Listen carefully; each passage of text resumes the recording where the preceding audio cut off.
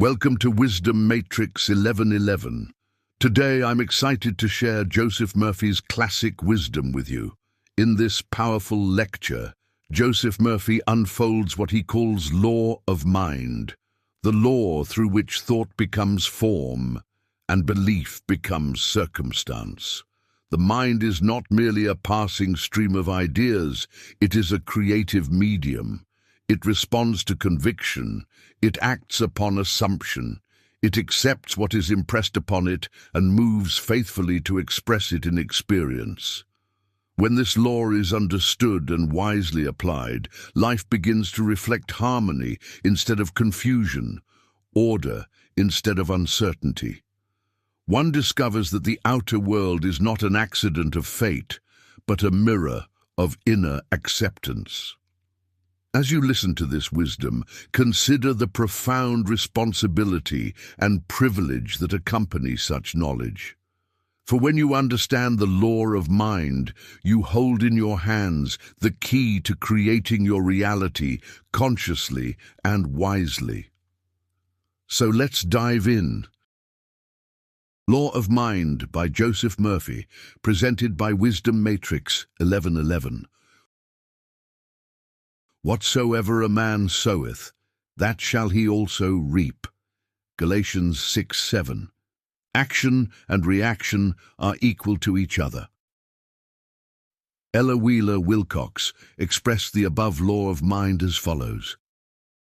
Give to the world the best you have, and the best will come back to you.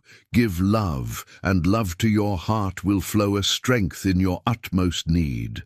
Have faith, and a score of hearts will show their faith in your word and deed. For life is a mirror of the king and the beggar. It is just what you are and do. Then give to the world the best you have, and the best will come back to you. To adjust is to fit, adapt, accommodate, regulate, to put in working order. In order to adjust to life, it is necessary that you become a channel through which the life principle flows freely, harmoniously, joyously, and lovingly. The solution to all your problems is to get acquainted with and use the divine presence and power in your life. Acquaint now thyself with him, and be at peace, and good shall come unto thee. Job 22:21. I suggest that each person establish a definite method of working and that he practice it regularly and systematically every day. For example, determine for yourself the most troublesome problem you have. Decide to solve this problem now by realizing that the infinite intelligence within you knows the way out. Its nature is to respond to you. It knows only the answer, and the nature of infinite intelligence is responsiveness. That is, your answer is as certain as the rising of the moon tonight. One young man in our audience had experienced a poverty complex for many years and had received no answers to his prayers. He had prayed for prosperity, but the fear of poverty continuously weighed on his mind. Naturally, he attracted more lack and limitation. Your subconscious mind accepts the dominant of two ideas. This is the law. After talking with this young man, he learned to pray as follows. I know there is only one source, the life principle from which all things flow. It created the universe and all things therein contained. I am a focal point of the divine presence. My mind is open and receptive. I'm a free-flowing channel for harmony, beauty, guidance, wealth, and the riches of the infinite. I know that wealth, health, prosperity, and success are released from within and appear on the without. I am now in harmony with the infinite supply, and just as I would adjust an instrument in my laboratory, I am now mentally adjusting my focused attention on the eternal source of all blessings. I wish for everyone all the blessings of life. I am open and receptive to God's riches, spiritual, mental, and material, and they flow to me in avalanches of abundance.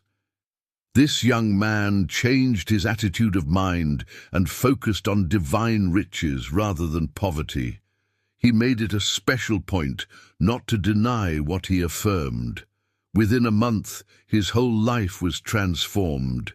He affirmed the above truths morning and evening for about 10 minutes, knowing that he was actually writing down these truths in his subconscious mind, causing the latter to be activated and to release the hidden treasures. Whatever you impress on your subconscious mind is expressed on the screen of space. Your conscious mind is the pen, the thinker, and what you think and feel comes to pass. Aristotle said, "Resistance is the cause of every monstrosity." A monstrosity in the body could be a growth, a tumor, a lesion, or any other abnormal condition. A woman was resenting and hating her ex-husband. In addition, her physician had told her that she had developed a serious lesion. She was resisting the free flow of the life principle, which flows as harmony, beauty, joy, and love. In other words, the life more abundant. She was blocking the infinite healing presence. She finally realized what she was doing and came to a clear-cut decision to pray as follows. I surrender my husband to the God presence completely. Whenever he comes to my mind, I will affirm, God's love fills your mind and heart. Then she adjusted her mind to the infinite healing presence and claimed frequently, the infinite healing presence which created me from a cell knows all the processes and functions of my body. It knows how to heal, for I am the Lord that healeth thee. Exodus 15:26. This healing love fills my mind and heart, and I am made whole and perfect. At the end of 3 weeks, she returned for another examination by her doctor, and the lesion had disappeared. Divine love dissolves everything unlike itself. There are people who resist the weather, new ideas, newspaper headlines, and even their neighbors. There always seems to be friction in their mental and physical relationships. Happy is he who trusteth in thee. Psalm 84:12.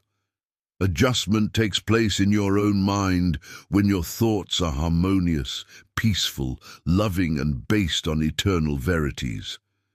In other words, when you get along with yourself, you will be able to get along with others. If your habitual thinking is based on resentment, fear, ill will, hostility, and self-condemnation, you will project your hostility and animosity onto others, and you will experience very poor relationships in your business, home, and professional life. Learn to be pliable, flexible, and adjustable. If there is someone in your office who is obstreperous, petulant, and fractious, realize you did not create him. Loose him and let him go mentally. You're not responsible for his warped or twisted mentality, and you should realize he has no power to disturb you. It is always a movement of your own thought which disturbs or annoys you. Marcus Aurelius said 2,000 years ago, if the cucumber is bitter, don't eat it. Very simple, isn't it? Ask yourself, what is my aim in life? Let the answer be peace, harmony, and divine wisdom. Because this is so, identify with your aim, and not with the boorishness or surliness of others. Affirm, divine peace and harmony govern me and reign supreme in my life. When you mentally and emotionally identify with your spiritual aim in life, nothing in the external world disturbs you. Stop giving power, prerogatives, and privileges to people who have no power. No one disturbs you but yourself. It's a movement of your own thought, your own emotions, your actions and reactions. They all take place in your own mind. Have you ever noticed the way water flows according to the line of least resistance? You may have watched a stream flowing down from the mountain. It never quarrels, fights, or resists the rocks, boulders, or obstacles in its way. The water goes around the boulders or flows over them and eventually finds its way back to the ocean. All the stumps, stones and trees disappear or wear away, since nothing can seriously impede the flow of the streams back to the ocean. You are a river of light, and your purpose is to meet challenges, difficulties and problems, and to overcome them. Your purpose is not to be mentally fighting or quarreling with them, but to meet them head-on and realize that the joy is in overcoming. Say to yourself, the problem is here, but infinite intelligence within me is here also, and it knows only the answer. This problem is divinely outmatched. I will grapple with this problem courageously, and through the wisdom and the power of the infinite, I will overcome. With this attitude, you will become victorious, and you will move onward and upward. An engineer whom I know has a wonderful technique for meeting what he calls so-called insuperable obstacles. His constant prayer is, "The streams of life, power, wisdom, intelligence, joy, and peace flow through me like a golden river, revealing to me everything I need to know and giving me the strength to complete all assignments in divine order." He has made his adjustment with the life principle, and he has completed every assignment in divine order. Do not try to manipulate or change other people. Permit them to have their political or religious beliefs, peculiarities, eccentricities, and abnormalities. Judge not, and where you have no judgment, you experience no suffering. Where there is no opinion, there is no suffering, you know. Where there is no judgment, there is no pain. Establish the right relationship to the life principle by realizing the life principle is always seeking to express itself through you as the life more abundant.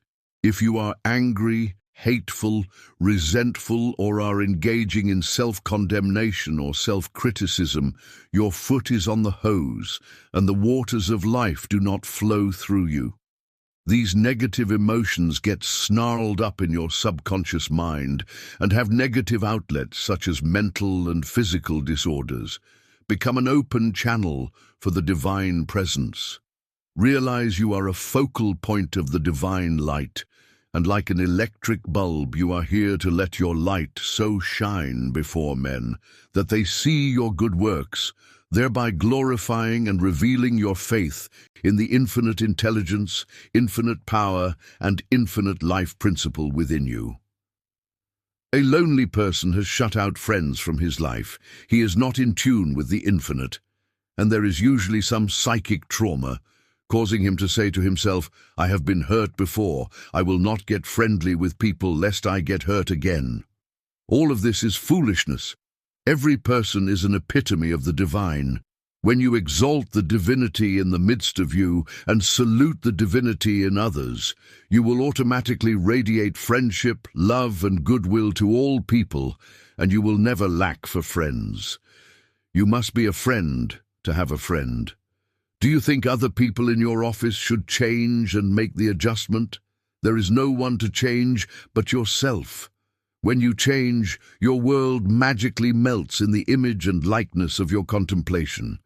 If you are married, you and your spouse should adjust to each other's peculiarities and idiosyncrasies and overlook one another's shortcomings and focus on exalting the qualities which endear you, one to the other.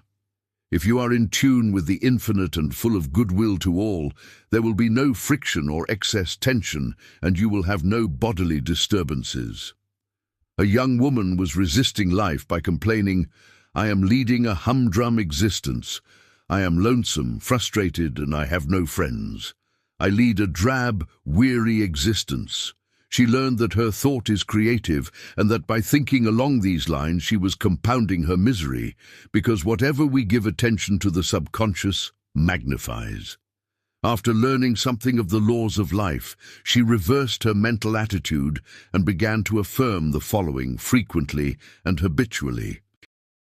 "I'm happy, joyous, and free. I'm loving, kind, harmonious, and peaceful. I sing the song of praise and joy in the Lord, which is my strength. For the Lord is that lordly power within me, my mind, my spirit which created me, the invisible part of me. She realized that whatever she attaches to I am, she becomes, which is an age-old Hindu truth. Whatever you attach to I am, you become. You can say, I am poor, I am deaf, I am no good, I am a flop, I am a failure. You'll become all of these things. On the other hand, you can say, I am illumined, I am inspired, I am successful, I'm happy, joyous and free. Feel it, believe it. She made a habit of affirming the above wonderful truths. Her whole life was changed from her former so-called drab existence to the fullness of life, including marriage to a young dentist, a new home, a new perspective, and a new insight into the wonders of that infinite life principle within her. Let us have a meditation now. Know that the light dispels darkness, so does the love of good overcome all evil. Love and hate cannot dwell together. Love casts out fear. Turn the light of the infinite upon all fear or anxious thoughts in your mind, and they will flee away. At dawn, the light of truth appears, and the shadows, fear and doubt, flee away. No divine love watches over you, guides you, makes clear the path for you. Realize you're expanding into the divine. Divine love surrounds you, enfolds you and enwraps you. Divine love goes before you today and every day, making straight, joyous and glorious your way. There is a miraculous healing power within you, which made you. This infinite healing presence is flowing through you now, vitalizing, energizing, cleansing and purifying your whole being, so that your whole body dances to the rhythm of the eternal God. Affirmation 1. I am relaxed and at peace, poised, balanced, serene and calm. The healing intelligence of my subconscious mind, which created my body, is now transforming every cell, nerve, tissue, muscle and bone of my being, according to the perfect pattern of all organs lodged in my subconscious mind. Silently and quietly, all distorted thought patterns in my subconscious mind are removed and dissolved, and the vitality, wholeness and beauty of the life principle are made manifest in every atom of my being.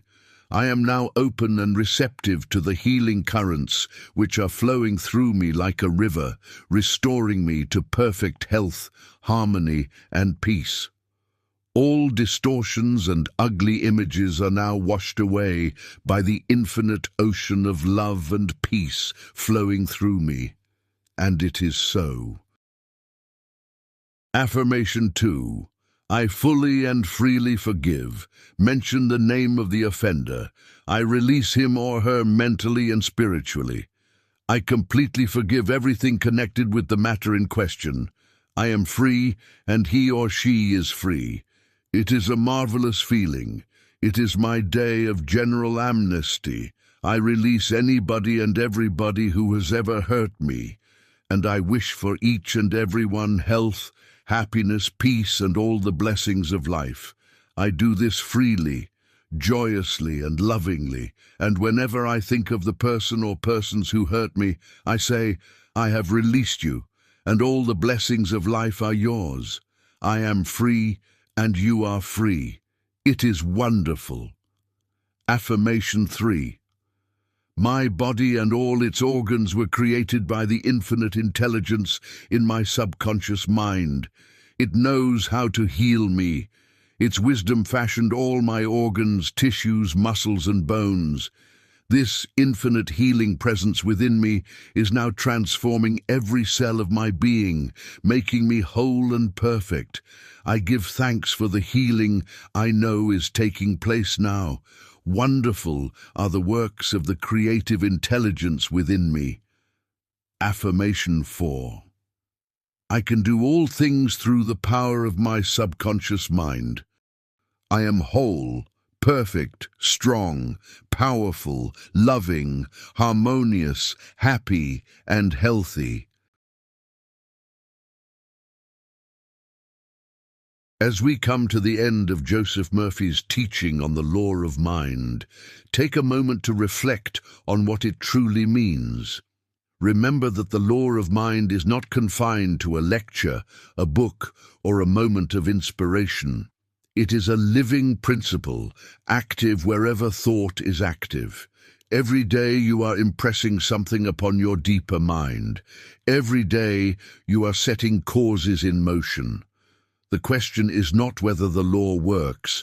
The question is what you are giving it to work with. The power described in this teaching is not distant or reserved for a select few. It operates through you, as you. It responds to belief, to feeling, to sustained conviction. When you understand this, you no longer drift through circumstances waiting for change. You begin to choose your inner assumptions with intention. You begin to cultivate faith instead of doubt, expectancy instead of fear, clarity instead of confusion, and slowly, faithfully, the outer world adjusts.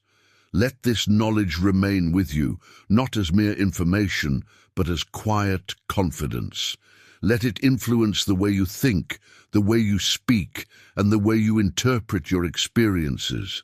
For the law of mind is constant, impartial, and creative, and as you learn to align your thoughts with the life you desire, you will discover that the future is not something you stumble into, it is something you form from within. Thank you for tuning in to Wisdom Matrix 1111. If this wisdom resonated with you, consider liking the video and sharing your reflections in the comments below.